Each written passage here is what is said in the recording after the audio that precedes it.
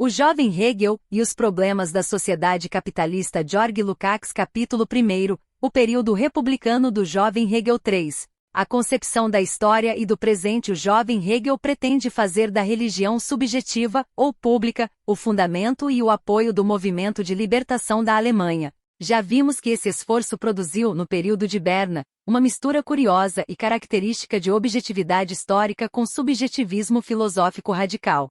Seu problema histórico consiste em identificar na antiguidade o subjetivismo democrático da sociedade em sua forma mais alta e desenvolvida. Em seguida, mostrar como, depois daquele mundo, nasce o período morto, não humano e despótico da religião positiva, descrevê-lo em todas as suas cores sombrias, e desse contraste, extrair a perspectiva da futura libertação. A oposição entre antiguidade e cristianismo, entre religião subjetiva e religião positiva, é, portanto, no período de Berna, o fundamento da filosofia política do jovem Hegel. Como é natural, seus intérpretes reacionários também veem o caráter prático de sua filosofia. Arendt coloca precisamente esse problema no centro de sua interpretação, ao entender as tendências pedagógico-populares do jovem Hegel como traços essenciais de seu desenvolvimento filosófico. Assim formulada, a ideia seria admissível. Entretanto, Arendt e outros apologistas reacionários partem, na leitura das concepções do jovem Hegel, dos traços reacionários presentes nas tomadas de posição política de seus últimos anos, tomam esses traços como a essência permanente da filosofia hegeliana e exploram os numerosos e inevitáveis pontos obscuros do jovem Hegel, especialmente nas questões religiosas, para pretender que, desde o primeiro momento, tendências reacionárias estariam no centro do seu pensamento. Não é possível negar, nem silenciar, as tendências republicanas do jovem Hegel, ainda que tentem desfocá-las e, quando podem, calá-las. Os dados abundantes impedem o apagamento completo. Os apologistas imperialistas saem então pela tangente declarando que o republicanismo do jovem Hegel é uma doença infantil. Rosenzweig, por exemplo, vê em Hegel um precursor da política de Bismarck, e num gesto plenamente anti-histórico deforma os fatos. Em primeiro lugar, o Hegel maduro não é precursor de Bismarck. Mesmo suas concepções mais reacionárias caminham em outra direção. Em segundo lugar, esse método passa por cima do peso das grandes crises históricas, o Termidor, a queda de Napoleão, que determinaram o caráter político do desenvolvimento de Hegel e produziram no filósofo maduro aquele estado íntimo de profunda resignação tão característico das figuras alemãs que esperavam, do período napoleônico, uma renovação da Alemanha. Basta pensar no velho Goethe. Uma vez supostamente pré-formada na alma do jovem Hegel, uma analogia com Bismarck, fica fácil rebaixar a sério o republicanismo do jovem pensador, republicanismo em estreita relação com a Revolução Francesa, e dizer que ele se apagou com a maturidade crescente de Hegel. Para esses apologistas, não tem importância que a compreensão da necessidade histórica da Revolução Francesa,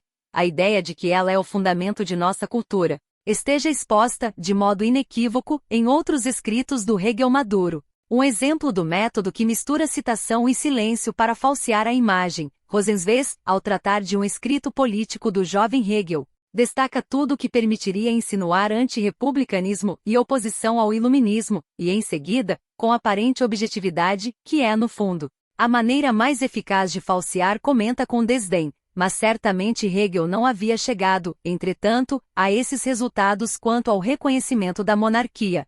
Sabemos quão intimamente o caráter prático de sua filosofia está ligado, no jovem Hegel, a seus sonhos políticos. Vejamos com o auxílio de uma citação, como ele concebe a situação da Alemanha de então como produto do processo que, a seu ver, conduz ao domínio da positividade religiosa. Assim compreenderemos em que medida a defesa da antiga liberdade e da antiga democracia constitui, para o jovem Hegel, um contraste revolucionário em face da situação alemã de sua época. Não surpreende que o ponto de partida de suas considerações seja, também aqui, a esfera das concepções e tradições religiosas. Sobre a Alemanha, ele diz, nossa tradição, os cantos populares e todo o resto. Entretanto, nenhum Harmódio, nenhum Aristogiton coroado de glória por haver matado o tirano e dado a seus concidadãos os mesmos direitos e as mesmas leis, nenhum Harmódio, nenhum Aristogiton vive na boca do nosso povo, nos seus cantos. Que conhecimentos históricos tem nosso povo?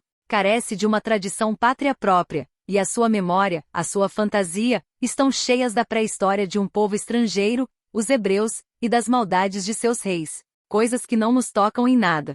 Nesse contexto, Hegel compara a arquitetura alemã com a grega, mas a comparação nele não é principalmente estética. O que lhe interessa é confrontar modos de vida. A vida livre e bela dos gregos contrasta com a vida alemã estreita, miserável, pequeno-burguesa, apenas interrompida pelos ruidosos excessos da bebida. A diversidade arquitetônica expressa, para o jovem Hegel, a diferença entre os conteúdos sociais da vida de povos diversos. Já aqui aparece um modo de considerar que se manterá em sua estética posterior, embora em outro nível de dialética e de análise histórica concreta. As considerações mais importantes sobre a Alemanha de seu presente estão também no escrito capital do período de Berna, A Positividade da Religião Cristã. Ali, trata-se de mostrar que a conquista romana e depois, o cristianismo aniquilaram as religiões nacionais originárias, inclusive a dos alemães. A evolução da Alemanha não pôde oferecer alimento a uma fantasia religiosa nacional.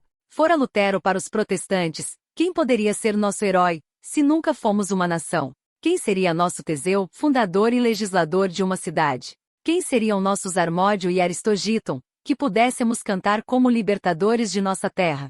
As guerras que devoraram milhões de alemães foram guerras de ambição ou independência de príncipes. A nação foi apenas instrumento, e mesmo lutando com furor e raiva, ao final nem podia saber por que lutara, nem se havia ganho algo. Em seguida, Hegel descreve, com ceticismo, a sobrevivência das tradições históricas protestantes e acrescenta com penetração que os governantes alemães não têm o menor interesse em manter vivo, no povo, o aspecto libertador dos movimentos protestantes. Disso decorre para Hegel que o povo alemão, sem fantasia religiosa enraizada em seu próprio solo e ligada à sua própria história, é um povo que carece plenamente de toda fantasia política.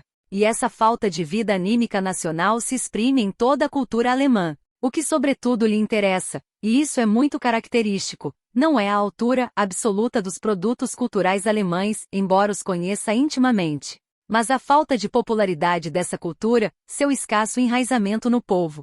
Esse é seu principal reparo à cultura alemã de então. As amáveis peças de Alt, Burger e dos museus desta especialidade perdem-se, provavelmente, por completo para o nosso povo, pois, para delas desfrutar, seria preciso que o povo estivesse menos atrasado no resto da sua cultura. A fantasia das partes cultas da nação move-se num terreno completamente diferente do das classes vulgares. Os escritores e poetas que trabalham para aquelas são inteiramente incompreendidos por estas, inclusive nos traços exteriores da cena e das personagens. Aqui reaparece a contraposição entre a Alemanha e a antiguidade. Hegel sublinha que precisamente a arte superior da antiguidade clássica, a arte de Sófocles e Fídias, era uma arte popular que mobilizava a nação inteira. Nesse terreno, o jovem Hegel luta para que a futura cultura alemã tenha bases clássicas. Ele vê, na recepção dessas bases, o único progresso verdadeiro e por isso, combate especialmente as concepções de Klopstock, que invoca, em parte,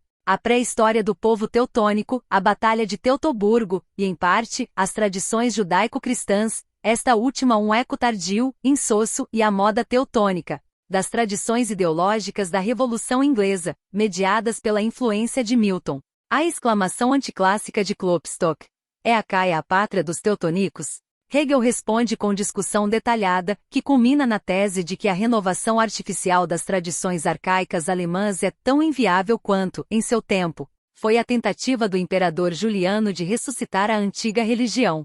Aquela antiga fantasia teutônica não encontra, em nossa época, nada que possa aderir, nada com que possa entrelaçar-se. Está tão isolada no círculo de nossas representações, opiniões e crenças, e nos é tão alheia, quanto a oceânica, ou a hindu. E quanto à renovação da tradição judaico-cristã, réplica, e no que esse poeta exclama a propósito da mitologia grega, com o mesmo direito poderíamos gritar a ele e ao seu povo, a propósito da mitologia hebraica, é por acaso hebraica a pátria dos teutonicos? Também aqui vemos, especialmente diante das tendências paleoteutonizantes, uma atitude de Hegel que se manterá por toda a vida. Ele não apenas adotará, como veremos, posição de hostilidade política face às guerras da independência antinapoleônicas, mas também recusará os esforços paleoteutonizantes do romantismo. É claro que os falsificadores de Hegel no período imperialista precisam silenciar ou reinterpretar tudo isso antes de transformá-lo em romântico. Essa imagem da falta de liberdade e da mediocridade do presente alemão, dessa ausência de verdadeira cultura popular, está intrinsecamente ligada à atitude democrática do jovem Hegel. Durante sua estada em Berna, então governada por uma oligarquia nobre, ele emite juízos tão depreciativos sobre a cidade suíça quanto sobre a Alemanha. E politicamente é ainda mais claro, pois escreve numa carta, livre das preocupações de censura. Em 16 de abril de 1795, Hegel diz a Schelling: a cada 10 anos se renova o Conselho Souverain, em parte para substituir os membros falecidos no período. É impossível descrever o modo humano como se desenvolve essa renovação, pois as combinações que aqui se fazem apequenam todas as intrigas das cortes principescas. O pai consegue a nomeação do filho, ou do pretendente da filha que trouxer mais bens ao matrimônio, etc. Para se ter ideia do que é uma constituição aristocrática, é preciso passar aqui todo um inverno, quando a renovação do conselho cai na Páscoa. Essa carta dispensa comentários. E é importante notar que as experiências bernenses gravaram em Hegel um desprezo duradouro pelo regime aristocrático oligárquico, recusa que não desapareceu nem quando ele já havia revisto radicalmente outras convicções políticas do período de Berna. Hegel contempla essa situação política e cultural como produto de um processo cuja força motriz central é para ele o domínio da religião cristã positiva. E se ainda em seus últimos anos chamou a Revolução Francesa de grandiosa aurora, não é difícil imaginar com que impaciência, nos anos juvenis de Berna, ele espera dela a renovação do mundo. Essa renovação tem, a seu ver, como pressuposto necessário a crítica do cristianismo, e seu conteúdo positivo se apresenta como renovação, precisamente,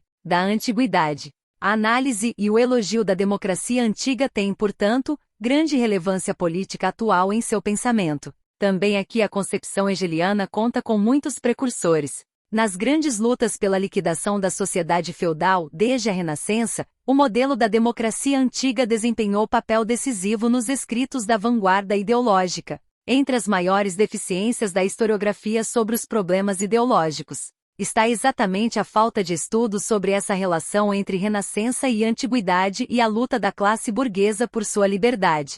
A historiografia burguesa se esforçou para apagar essas linhas e apresentar a renovação da antiguidade como assunto interno à arte, filosofia, etc. A verdadeira história dessas lutas ideológicas, das artes plásticas à ciência do Estado e à historiografia, mostraria a estreiteza dos vínculos e explicaria, ao mesmo tempo, como a veneração da antiguidade, no exemplo oposto, perdeu a significação positiva e degenerou em academicismo vazio, à medida que seu conteúdo político-social se dissipou ao longo do século XIX. Não poderemos traçar aqui toda a linha desse desenvolvimento, de Maquiavel a Montesquieu, Gibbon, etc., até Rousseau, cujo percurso, como demonstrou Engels, já apresenta os primeiros esboços de uma dialética da evolução social. Fica claro, pelo exposto, que Hegel conhecia boa parte dessa literatura de apologia à democracia antiga.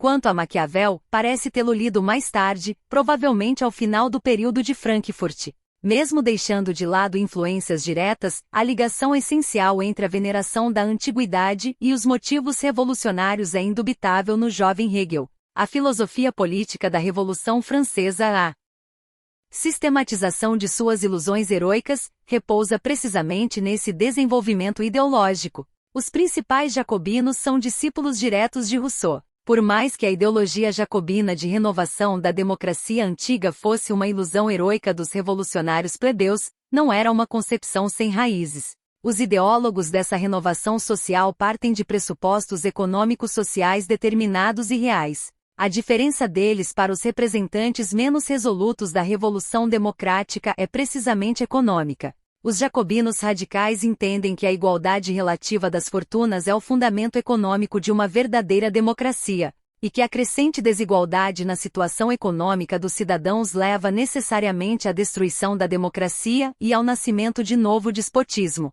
Essa doutrina percorre a literatura mais radical sobre a renovação da antiguidade e culmina no Contrato Social, de Rousseau. Uma história externa conscienciosa da época basta para comprovar a importância, na Revolução Francesa, das discussões sobre esses problemas. Alguns exemplos característicos. Em 1793, Rabaut Saint-Étienne publica, na Chronique de Paris, exigências como, primeiro, distribuir as fortunas do modo mais uniforme possível. Segundo, ditar leis que as conservem e evitem nova desigualdade. No mesmo ano, a Revolution de Paris escreve, para impedir a grande desigualdade entre as fortunas dos republicanos, que são todos iguais. É preciso estabelecer um limite superior, acima do qual não se permitirá lucro algum, nem sequer com os impostos que lhe correspondam. Em Castres, uma Assembleia Popular decide, não se afastar nunca dos verdadeiros princípios, nem admitir jamais um homem de grandes riquezas, a menos que se saiba que é patriota puro e ardoroso,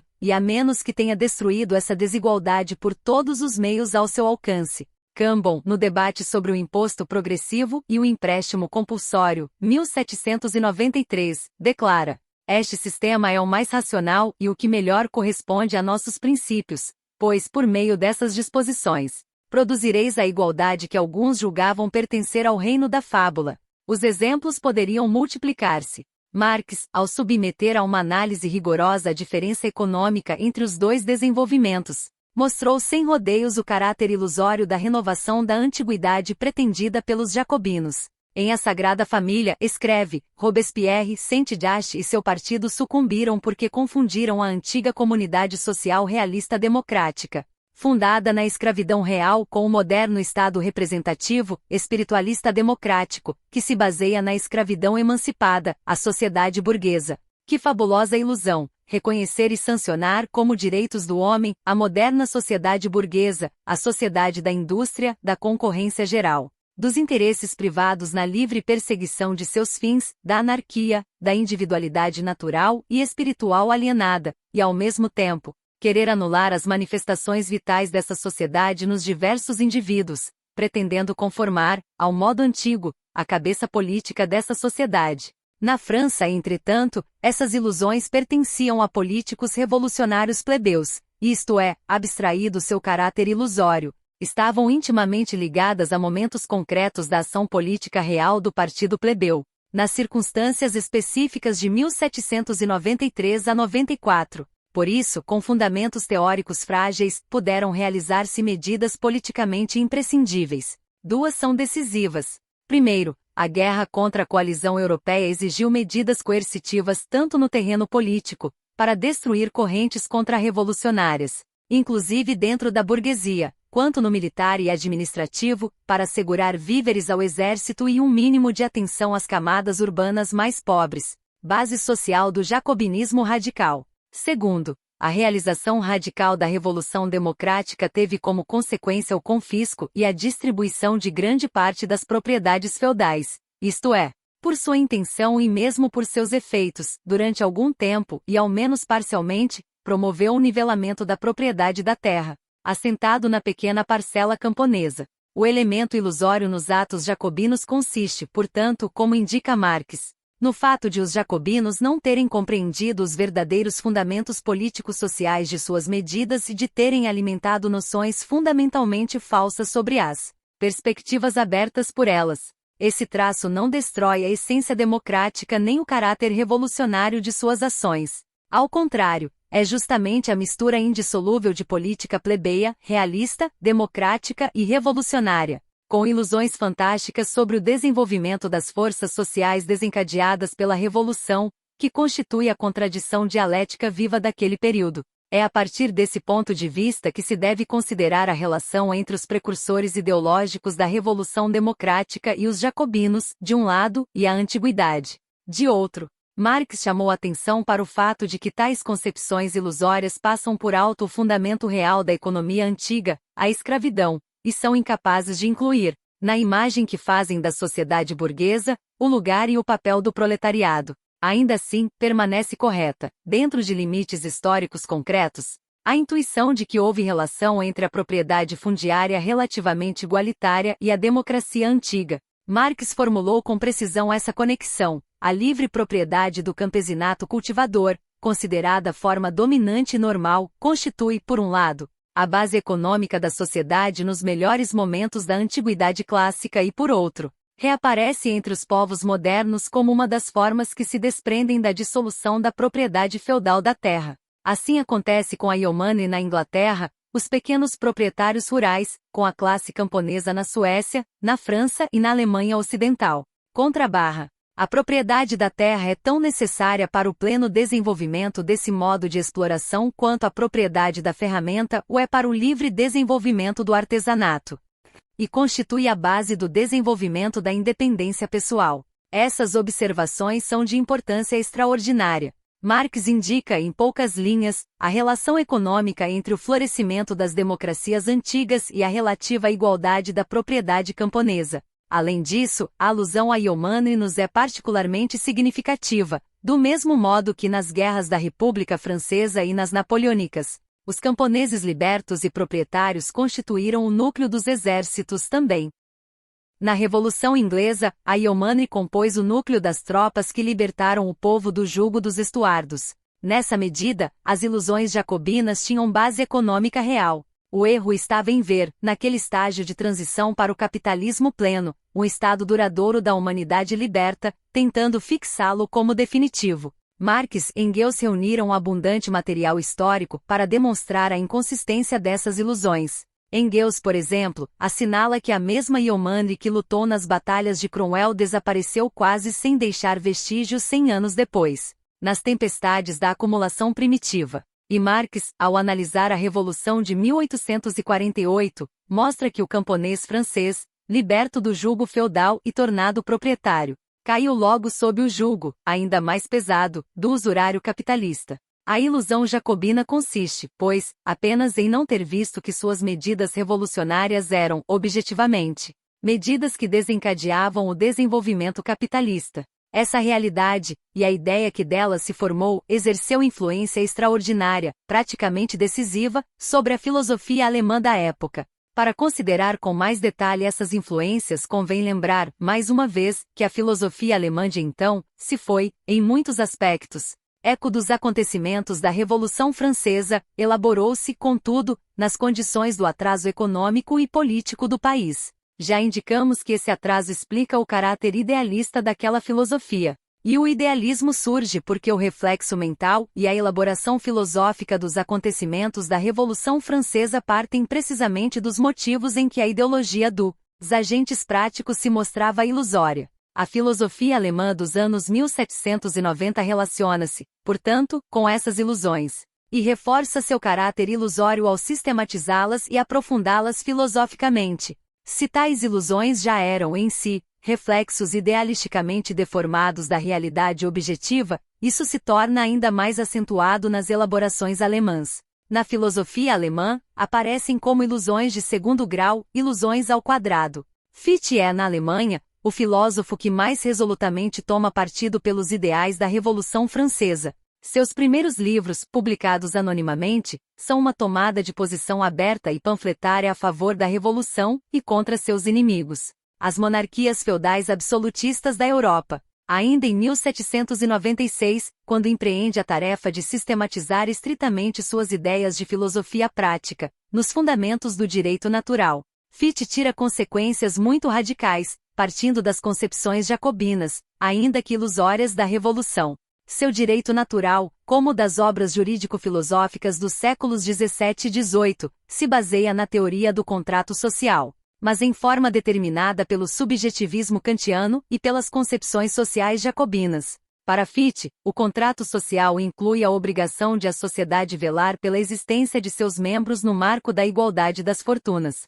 Todo direito de propriedade baseia-se no contrato de todos com todos, que diz: manteremos em nosso poder sob a condição de que deixemos a ti o teu. Portanto, enquanto alguém não possa viver de seu trabalho, isto significa que não lhe estão deixando o que é seu. O contrato social foi rompido quanto a essa pessoa, e, desde então, ela deixa de estar juridicamente obrigada a respeitar a propriedade de quem quer que seja. Essas concepções de Fichte tocam, inclusive, a extrema-esquerda jacobina. É interessante notar que ele é o filósofo alemão, entre os mais importantes, que se mantém fiel por mais tempo a tais concepções. Benjamin Constant registra, com ironia, que ainda em 1800 Fichte escreveu uma utopia, o Estado comercial fechado, cujos princípios coincidem, em muitos pontos, com a política social e econômica do último período do governo de Robespierre. É claro que também aqui, a sistematização filosófica das referidas ilusões, por Fichte, acentua idealisticamente o elemento ilusório.